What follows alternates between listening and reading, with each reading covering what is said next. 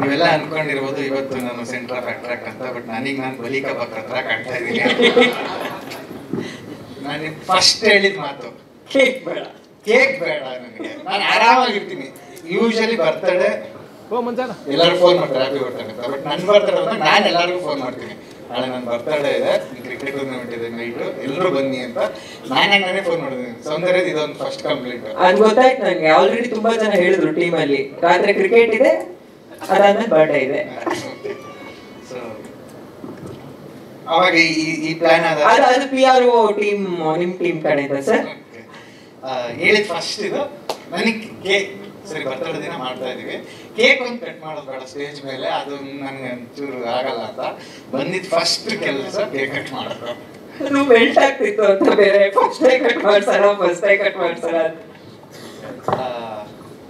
ಇನ್ನೊಂದು ಈ ಫಂಕ್ಷನ್ ಸ್ವಲ್ಪ ಸಂದೇಶ ಸಮಾರಾಧನೆ ನಡೆದಂಗೆ ಆಗಿದೆ ನನ್ನ ಲೈಫಲ್ಲಿ. ಯಾಕಂದ್ರೆ ಏರ್ಪೇರಲ್ಲೇ ಇದ್ದ ಮೂವಿ ಬೇರೆ ಬೇರೆ ವರ್ಷದಲ್ಲಿ ಶುರು ಮಾಡಿದ್ ನಾನು, ಬಟ್ ಎಲ್ಲ ರಿಲೀಸ್ ಟೈಮಲ್ಲಿ ಒಟ್ಟಿಗೆ ಹೋಗ್ಬಿಟ್ಟಿದೆ. ಸೊ ಈ ಮೂವಿನ ಆಕ್ಚುಲಿ ನವೆಂಬರ್ 14th ಅಂತ ಪ್ಲಾನ್ ಮಾಡ್ಕೊಂಡು, ಯಾವಾಗ ಕುಂಬಳಕಾಯಿ ಹೊಡೆದಾಗ ನವೆಂಬರ್ 14ಗೆ ಈ ಮೂವಿ ಅಂತ ಪ್ಲಾನ್ ಮಾಡ್ಕೊಂಡು, ಬಟ್ ಅದು ಡಿಸೆಂಬರ್ 25th ಅಂತ ಪ್ಲಾನ್ ಮಾಡ್ಕೊಂಡು, ಬಟ್ ಡಿಸೆಂಬರ್ 25th ದೊಡ್ಡ ಮೂವೀಸ್ ಬರ್ತಿರೋದ್ರಿಂದ ಸೊ ನಾವು ಅರ್ಲಿ ಆಗೋಣ ಅಂತ ನವೆಂಬರ್ 14th ಪ್ಲಾನ್ ಮಾಡ್ಕೊಂಡು, ಅವಾಗ ಸರಿ ಅಂದ್ಬಿಟ್ಟು ಇದರ ಗತವಿಭದಲ್ಲಿ ಸುನಿ ಸಿನಿಮಾಸ್ ಇದೆ, ಇದ್ರಲ್ಲಿ ರಾಮ್ ಮೂವೀಸ್ ಸುನಿ ಸಿನಿಮಾಸ್ ಇದ್ದಂಗೆ. ಸೊ ಇದ್ರಲ್ಲೂ ನಾನು ಏನ್ ಕ್ಲಾರಿಟಿ ಬೇಕಾದ್ರೂ ತಗೋದು.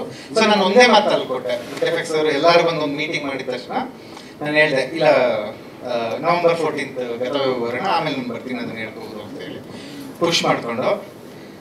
ಸೊ ನಾನು ಫಸ್ಟ್ ಈ ಮೂವಿಲಿ ಎಲ್ರಿಗೂ ನಾನು ಕ್ಷಮೆ ಕೇಳಬೇಕು, ಯಾಕಂದ್ರೆ ಈ ಮೂವಿಲಿ ಬುಗುರಿ ಥರ ಆಡ್ಸ್ಕೊಬಿಟ್ಟಿದ್ದೀನಿ. ಯಾವಾಗ ಪುಷ್ ಮಾಡ್ಕೊಂಡು ಅಂದ್ರೆ ಏನೋ ರಿಲೀಸ್ ಮಾಡೋಣ ಅಂತ ಎಲ್ಲ ರೆಡಿ ಮಾಡ್ಕೊತೀವಿ.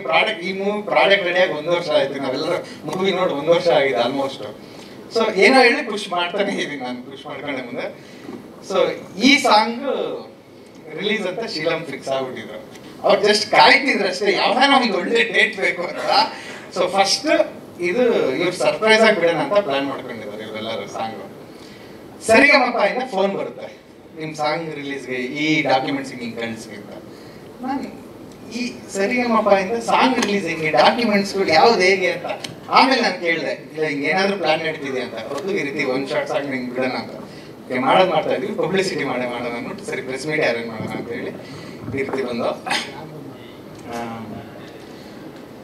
ಈ ಸಾಂಗ್ ಮೂವಿಲಿ ಬೇರೆ ಬೇರೆ ಸಿಚುವೇಶನ್ಸ್ ಅಲ್ಲಿ ಬರುತ್ತೆ, ಅದಕ್ಕೆ ತಕ್ಕಂಗೆ ಬರ್ದಿದಂತ ಸಾಂಗ್ ಇದು. ಬಟ್ ರಮೇಶ್ ಸರ್ ಹೇಳಿದ್ರು, ಅಂದ್ರೆ ಸಾಂಗ್ ಒಂದು ಫ್ಲೋರ್ ಬಂದ್ರೆ ಐಡಿಯಾ ಚೆನ್ನಾಗಿರುತ್ತೆ, ಸೊ ಇದನ್ನ ಹೇಗಾದ್ರೂ ಪ್ರಮೋಷನ್ ಸಾಂಗ್ ತರ ಈ ರೀತಿ ಮಾಡೋಣ ಅಂತ.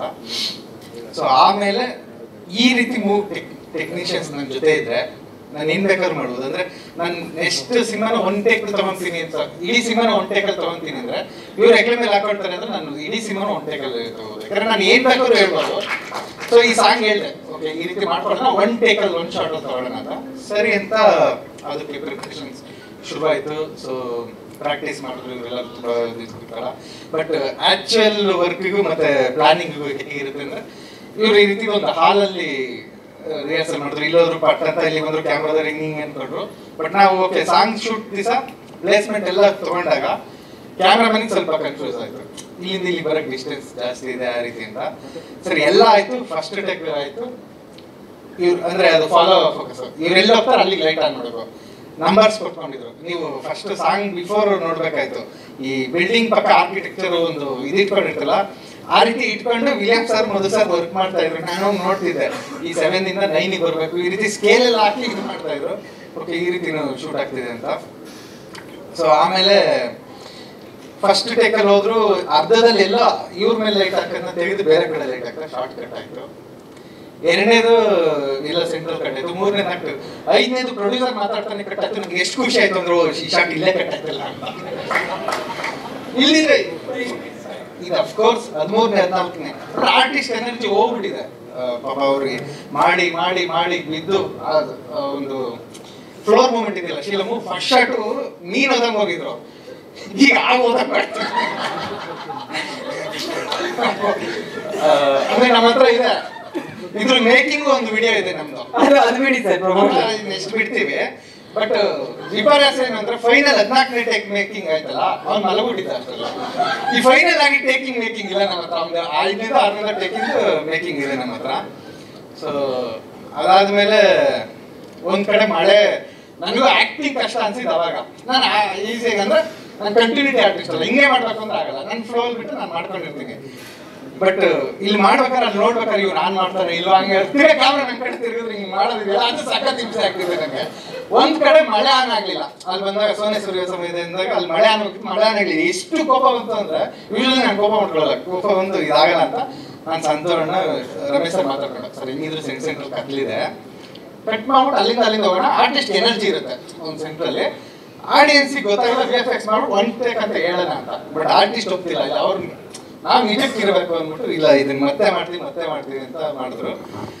ಸೊ ಅಫ್ಕೋರ್ಸ್ ಈ ಸಾಂಗ್ ಕ್ರೆಡಿಟ್ಸ್ ನಾನು ಮಧು ಸರ್, ವಿಲಿಯಮ್ಮು ಮತ್ತೆ 3 ಜನ ಆರ್ಟಿಸ್ಟ್ಗಳು ಮತ್ತೆ ಪ್ರೊಡ್ಯೂಸರ್ ಸರ್ ಐಡಿ ಇವ್ರಿಗೆ ಕೊಡು. ನಾನು ಹೇಳ್ದೆ ಒನ್ ಶಾಟ್ ಸಾಂಗ್ ಮಾಡೋಣ ಅಂತ ಹೋಗಿ ಕೂತ್ಕೊಂಡಿದ್ದೆ. ನನ್ನ ಲೈನ್ ಬಂದೆ, ನಾನು 2 ಸುಮ್ಮನಿದ್ದೆ ಅಷ್ಟೇ. ನಾನು ತುಂಬ ಏನು ಇನ್ವಾಲ್ವ್ ಆಗಿರಲಿಲ್ಲ ಈ ಸಾಂಗಿಗೆ, ಇವರು ಹೆಗ್ಲ ಮೇಲೆ ಹಾಕೊಂಡು ಮಾಡ್ಕೊಂಡಿದ್ದು. ಸೊ ತುಂಬ ಸರ್ ಮತ್ತೆ ಒಬ್ಬರಿಂದ ನೋಡು ಜುಡ. ಆಕ್ಚುಲಿ ಇವತ್ತು ನಾನು ಹೇಳಿದೆ ಪೇರೆಂಟ್ಸ್ ಇರೋದ್ರಿಂದ ನಾನು ಫ್ರೀ ಫ್ಲೋ ಆಗಿ ಮಾತಾಡಕ್ಕಾಗಲ್ಲ, ಬಟ್ ಪರವಾಗಿಲ್ಲ ಮಾತಾಡುವ, ಸ್ವಲ್ಪ ಹಿಂದೆ ಬನ್ನಿ ಸರ್. ಹಾ ಓಕೆ. ನಮ್ಮ ಫ್ಯಾಮಿಲಿ ಇಲ್ಲಿದೆ, ನಾನು ಇಲ್ಲಿ ಲಾಸ್ಟ್ ಮೂಮೆಂಟ್ ಅಲ್ಲಿ ಯೋಚನೆ ಮಾಡಿದೆ ನಮ್ಮ ಮನೆಯವ್ರು ಇರ್ಬೋದು ಅಂತ, ಬಟ್ ಈ ಮನೆಯವ್ರು ಅಂತ ನನಗೆ ಗೊತ್ತಾಗ್ಲಿಲ್ಲ, ಹೇಳಿರ್ಬೋದು ಅಂತ ಅನ್ಕೊಂಡೆ. ಬಟ್ ಬಂದಿದ್ದು ಖುಷಿ ಆಯ್ತು ಪೇರೆಂಟ್ಸ್. ಜುಡಾದು ರಿಯಲ್ ಫ್ಯಾಮಿಲಿ ಸಾಂಗ್ ಇದು. ಜುಡಾ ಫಾದರ್ ಸರ್ ನನ್ನ ಲೈಫಲ್ಲಿ ಎಕ್ಸ್ಕ್ಯೂಸ್ ಮೀ ತುಂಬ ಒಂದು ದೊಡ್ಡ ಮೂವಿ. ಅಂದರೆ ನಾನು ಓಕೆ ಇಂಡಸ್ಟ್ರಿಗೆ ಹೋಗ್ಬೇಕು ಅಂತ ಡಿಸೈಡ್ ಮಾಡಕ್ಕೆ one of the movie excuse me. So ಅದರಲ್ಲಿ ಅಜಯ್ ರಾವ್ ಸರ್ ಅದು ನುಡ್ಸ್ದಾಗೆಲ್ಲ ನಂಗೆ ಜುಮ್ ಅನ್ನೋದು. ಸೊ ಅದಾದ್ಮೇಲೆ ಸಾಂಗ್ ಕೇಳ್ತಿದ್ದೆ ನಾನು. ಯಾವಾಗ ಯಶವಂತಪುರದಲ್ಲಿ ಹೋರ್ಡಿಂಗ್ಸ್ ಇತ್ತು, ಕಾಲೇಜ್ ಹೋಗ್ಬೇಕಾದ್ರೆ ಸ್ಕೂಲ್ಗೆ ಹೋಗ್ಬೇಕಾದ್ರೆ ಸ್ಕೂಲ ಕಾಲೇಜ್ ಹೋಗ್ತಿದ್ದೆ, ಅಪ್ಪ ಕೇಳಿಸ್ಕೊತಿದಾರೆಲ್ಲ. ಸೊ ನಾನು ಇಳಿದ್ಬಿಟ್ಟು ಅವಾಗ ಯಶವಂತಪುರ ಎಲ್ಲ ಬೇರೆ ತರ ಇತ್ತು ಬಸ್ ಸ್ಟಾಪ್. ಸೊ ಅಲ್ಲಿ ಹೋರ್ಡಿಂಗ್ಸ್ ಇತ್ತು, ರಮ್ಯಾ ಮೇಡಮ್ ಇದೆಲ್ಲ. ನಾನು ಇಳಿದ್ಬಿಟ್ಟು ಹೋರ್ಡಿಂಗ್ಸೇ ನೋಡ್ತಿದ್ದೆ. ಪ್ರೇಮ್ ಸರ್ ಹೋರ್ಡಿಂಗ್ಸ್ ಬಿಟ್ರೆ ನೋಡ್ತಿದ್ದೆ, ನಾವು ಅವಾಗ ಆಡ್ಸ್ ಕೊಟ್ರೆ ನೋಡ್ತಿದ್ದೆ ಪೇಪರಲ್ಲಿ. ಸೊ ಆ ಟೈಮಲ್ಲಿ ಈ ಮ್ಯೂಸಿಕ್ ಅಂತೂ ತುಂಬಾ ನಮ್ಗೆ ಇಡ್ಸಿತ್ತು. ಈ ತರ OST ಅವೇನು ಸಿಗ್ತಿರ್ಲಿಲ್ಲ ಅವಾಗ, ಕ್ಯಾಸೆಟ್ ಅಲ್ಲಿ ಎಷ್ಟಿತ್ತು ಅಷ್ಟು ಮಾತ್ರ ಇರೋದು. ಸೊ ಒಂದಿನ ಗೊತ್ತಾಯ್ತು ಜುಡಾ ಸರ್ ಫಾದರ್ ಇದು ನೋಡಿಸಿದಾಗ ನಮ್ಗೆ ಜುಮ್ಮ ಅನ್ಬಿಡ್ತು, ಯಾರೋ ದೊಡ್ಡ ಸ್ಟಾರ್ ನನ್ನ ಹತ್ರದಿಂದ ನೋಡಿದಾಗ ಅಂತ. ಸೊ ನಾನು ಹೇಳಿದೆ ಇವತ್ತು ಅವ್ರ ಕೈಯಲ್ಲಿ ಸಾಂಗ್ ರಿಲೀಸ್ ಮಾಡ್ಸೋಣ ಅವ್ರ ಕೈಯಲ್ಲಿ, ಬಟ್ ಅವ್ರು ಬ್ಯುಸಿ ಆದ್ರು. ಅವರು ವೈಲಿನ್ ನೋಡ್ತಿರೋದು ಚಲಿಕಾ ಸರ್ ಟೈಮಿಂದನೂ ಅವ್ರು ಅಂತಾರೆ. ಸೊ ತುಂಬಾ ಮೂವಿಗಳಿಗೆ ವೈಲಿನ್ ಆಗಿರೋದು ಮತ್ತೆ ಅದಕ್ಕೆ ನೋಟ್ಸ್ ಕೊಟ್ಟಿರೋದು, ಆ ರೀತಿದೆಲ್ಲ ತುಂಬಾ ದೊಡ್ಡ ಆರ್ಟಿಸ್ಟ್ ಅವರು. At the same time drum artist ಬಂದು ಜುಡಾ ಸರ್ ಬ್ರದರ್ ಜೇರೆಡ್ ಅಂತ. ಸೊ ಫಸ್ಟ್ ಅಲ್ಮೇಲದಲ್ಲಿ ನನ್ಗೆ ಅಷ್ಟು ಗೊತ್ತಾಗಿಲ್ಲ. ಚಮಕಲ್ಲಿ ಯಾವ್ದೆಲ್ಲ ಒಂದು ಮಿನಿಮಮ್ ಬಜೆಟ್ ಏನೋ ಬೇರೆ ಕಾರಣದಿಂದ ಬೇರೆ ರೀತಿ ವರ್ಕ್ ಮಾಡ್ತಿದ್ದು. ಯಾವ್ದು ಎಲ್ಲೇ ಸೀನ್ ನೋಡಿದ್ರು ಒಂದು ಡ್ರಮ್ಸ್ ಇರೋದು ವೈಲಿನ್ ಇರೋದು, ಡ್ರಮ್ಸ್ ಇರೋದು ವೈಲಿನ್ ಇರೋದು. ಯಾಕೆಂದ್ರೆ ಅದು ಹೋಮ್ ಪ್ರೊಡಕ್ಷನ್ ಆಗಿತ್ತು ಅಲ್ಲಿ ಪ್ರೂವ್ ಮಾಡ್ಕೊಳಕ್ಕೋಸ್ಕರ. ಏನಿದು ಇಷ್ಟು ರಿಪೀಟ್ ಆಗ್ತಿದೆ ಡ್ರಮ್ಸ್ ವೈಲಿನ್, ಎಷ್ಟಾಗ್ತಿದೆ ಬಜೆಟ್ ಅಂತ. ಆಮೇಲೆ ಸ್ಲೋಲಿ ಗೊತ್ತಾಯ್ತು ಇದು ಹೋಮ್ ಪ್ರೊಡಕ್ಷನ್ ಆಗ್ತಿದೆ ಅಂತ. ಅಟ್ ದ ಸೇಮ್ ಟೈಮ್ ಜುಡಾದು ನಮ್ದು ರ್ಯಾಪ್ ಅಂದ್ರೆ ಈಗ ಕ್ಲಿಯರ್ ಆಗ್ಬಿಟ್ಟಿದೆ. ನೀವು ಹೇಳಿದ್ರಲ್ಲ ಏನ್ ಸೀಕ್ರೆಟ್ ನಿಮ್ ಮೂವಿ ಅಂತ. ನಾನು ಜುಡಾ ಬರೀ ಮ್ಯೂಸಿಕ್ ಬಗ್ಗೆ ಅಲ್ಲ, ಲೈಫ್ ಬಗ್ಗೆ ಎಲ್ಲ ಮಾತಾಡ್ತಿರ್ತೀವಿ, financially. So loan carry over ಆದಂಗೆ ನನಗೆ ಗೊತ್ತಾಗ್ತದೆ ನೆಕ್ಸ್ಟ್ ಮೂವಿ ಆಗ್ಬಿಟ್ರೆ ನಾನು ಲೋನ್ ರಿಕವರಿ ಆಗ್ತೀನಿ ಅಂತ. ಸೊ ಅದಕ್ಕೆ ಜೋಕ್ಸ್ ಅಬೌಟ್ ಅಂದ್ರೆ ನಾವ್ ಹೇಳ್ಬೇಕಾಗಿಲ್ಲ ಅಷ್ಟೇ. ಈಗ ನೋಡಿ ಫಾರ್ ಎಕ್ಸಾಂಪಲ್ ರಮೇಶ್ ಸರಿ ಈ ಗತಾ ವೈಭವ ತಗೊಂಡ್ರೆ ತುಂಬಾ ಹಳೆ ಮ್ಯೂಸಿಕ್ಸ್ ಅಂದ್ರೆ ಅದು ಚರ್ಮವಾದ್ಯ ಮಾತ್ರ ಯೂಸ್ ಮಾಡ್ತೀನಿ ಅಂತ ಜುಡಾನೇ ನಿಂತ ನನಗೆ ಸಪೋರ್ಟ್ಗೆ, ಪ್ಲಾಸ್ಟಿಕ್ ಯೂಸ್ ಮಾಡೋದು ಬೇಡ ಅಂತ. ಸೊ ಇದು ಬಂದು Judah is basically rock star. ಅವರು ಕಾಲೇಜ್ ಡೇಸ್ ಅಲ್ಲೇ ಅವರು ಗಿಟಾರ್ ಇಟ್ಕೊಂಡು ಮ್ಯೂಸಿಕ್ ಮಾಡಿಸ್ತಿರ್ತಾರೆ, ಟೀಮ್ ಇರೋದಂತರು. ಸೊ ಅವ್ನು ಮಂಗಳೂರು ಸ್ಟೈಲ್ಗೆ ಹೋಗಿ ಅಲ್ಲಿಂದ ಹತ್ತು ಆ ರೀತಿ ಸಾಂಗ್ ಕೊಡ್ತೇನೆ ಅಂದ್ರೆ ಸೊ ನನ್ಗೆ ಈಸಿ. ಯಾವುದೇ ಕತೆ ಮಾಡಿದ್ರು ಅದು ಜುಡಾ ಹೋಗ್ಕೊಡ್ತೀನಿ. ಅಫ್ಕೋರ್ಸ್ ಬೇರೆ ಮ್ಯೂಸಿಕ್ ಡೈರೆಕ್ಟರ್ ಹಂಗೆ ಹೋಗ್ಕೊಡ್ತಾರೆ. ಅಟ್ ದ ಸೇಮ್ ಟೈಮ್ ಹಂಗೆ ಮಾತಾಡ್ಬೇಕಾದ್ರೆ ನನಗೆ ಎಷ್ಟು ಕನ್ಫ್ಯೂಷನ್ ಆಗ್ತಿದೆ ಜುಡಾ ಅಂದ್ರೆ ನಾನು ಅವಾಯ್ಡ್ ಮಾಡ್ಬೇಕು ಜುಡಾನ ಅಂತ. ವಿರಾಜಿಲಿ ಇದ್ದಾನೆ, ದೇವರು ರುಚಿ ಮಾಡಿದಾನೆ, ಟ್ಯೂನ್ ಕಳ್ಸ್ಬೇಕಾದ್ರೆ ಟ್ಯೂನ್ ಕಳ್ಸೋ ಅಂತ ಈ ಬರುತ್ತೆ ಟ್ಯೂನ್ ಪ್ಲೇ ಮಾಡ್ತೀನಿ, ನೋಡಿದ್ರೆ ಅದು ನೋಡೋಕೆ ಟ್ಯೂನ್ ಆಗಿರುತ್ತೆ. ಸೊ ಈ ರೀತಿ ನನಗೆ ತುಂಬಾ ಕನ್ಫ್ಯೂಸ್ ಆಗಿದೆ ಜುಡಾ ಜೊತೆ. But at the same time ನಾವಿಬ್ರು ಧರ್ಮ ಬೇರೆ ಅಷ್ಟೇ, ಬಟ್ ಬ್ರದರ್ಸ್ ನಾವಿಬ್ರು. ಸೊ ನಮ್ಗೆ ತುಂಬಾ ಅಂದ್ರೆ ಒಡನಾಟ ಇದೆ. ಇನ್ನೇನಾದ್ರೂ ಹೇಳ್ಬೇಕಿಲ್ಲ, ನೀನ್ ಹೇಳ್ಕೊಟ್ಟಿದ್ದಲ್ಲ ಹೇಳೋಣ.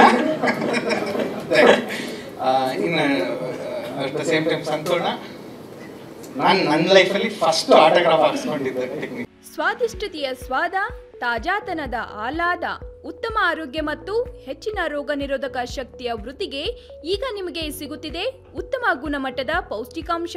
Shri Vaidik millet health mix, ಇದು ಸಿರಿಧಾನ್ಯಗಳ ಸಂಪತ್ತು.